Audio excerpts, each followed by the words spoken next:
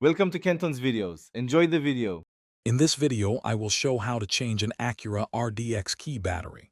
First, gather your tools. You will need a small flathead screwdriver and a new CR 2032 coin cell battery. This simple task can be completed quickly, ensuring your key fob works reliably.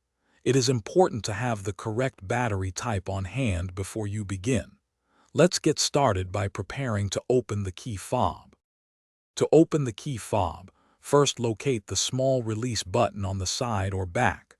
Press this button and slide out the emergency key blade. This reveals a small slot where you can insert your flathead screwdriver. Carefully twist the screwdriver to gently pry the two halves of the key fob apart.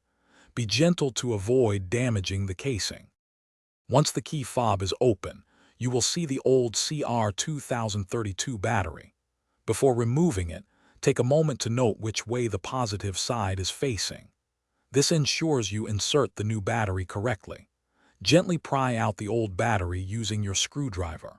Then, insert the new CR 2032 battery, making sure the positive side faces the same direction as the old one. Now it's time to reassemble your key fob. Carefully align the two halves of the casing and gently press them together until they snap securely into place.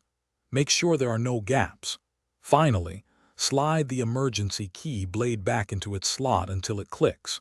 Your Acura RDX key fob battery is now replaced, and it should function perfectly. Check the description for a link to the Echo Dot smart speaker and other great deals. Thanks for watching. Consider subscribing if we helped you.